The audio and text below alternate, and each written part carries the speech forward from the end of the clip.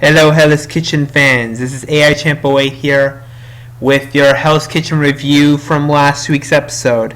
So nobody went home last week, but we did have we had a few people step up this week. We had a few people maybe not so much. We had a few people actually get sort of knocked down in my opinion, and we'll see if they can boost their standing back up a little bit. And then, so let's start with a few people one person that probably did not have the best week this episode. And that would be Anthony. Now, Anthony, it looks like it just, with Anthony, it started with the blind taste test. With the whole thing that he failed to get any of the ingredients right. Zero, Anthony. What's going on there? And then it continued with the punishment, which included the issue with the flour, which Anthony leaked all over the place, and then the ice, which Anthony blindly took more than what was ordered. I'm not sure. Is this the beginning of the end for Anthony? We'll see what happens. I don't know, but it looks like, just judging on the previews, somebody from the blue team is going to completely screw up next week. This week, and you know what? Could it be Anthony? It wouldn't surprise me, because he didn't have that good a week this past one. And also another one. There's Susan with the issue with the lamb. Seriously, you got it raw once, you got it raw twice, and then getting it raw again. Come on, Susan. If you're gonna pick times to do lamb, don't do it at these different times. Practice it in your spare time, or don't do it. It wasn't that big a drop for Susan, but it's definitely something. And then I don't think we could really say much about Mary, and I don't think we could say much about Mary just because Mary was still in the same position, because she didn't really have a major standout moment this week, but she didn't really have any major issue this week either. So we will see what happens with Mary. She was sort of the wild card this week.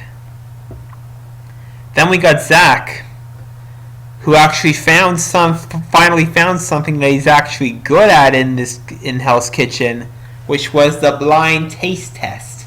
Hallelujah for Zach, because he got them off to an early lead with 3 ingredients right out of the 4 that he was given in his first time up there. Good for Zach. And then we got one person who definitely stepped up from last week, Janelle. Janelle definitely hit rock bottom last week, but with this surprise immunity challenge, it looks like she really got back up there and nearly was safe for elimination for a while, but seemed to be sitting in the immunity chair for a while, but was beaten out by John, so not quite, but obviously Janelle's gotten back up there. We'll see if Janelle can keep it up. John, we sort of knew was good from the beginning, and obviously he has shown it with this last surprise immunity challenge, and now it's basically between him and Cindy. Cindy, who would be a surprise, because Cindy, I think, is floated around the middle for most of this competition, and it's hard to say where Cindy is at based on the overall competition. But if she wins this challenge, I don't know. She may be able to get up there with John and Mary in that final group at the end. We'll see what happens. But that depends if Cindy wins this. But even if, she's got a fair shot at getting to, I'd say, at least final 5, at least. So it's interesting.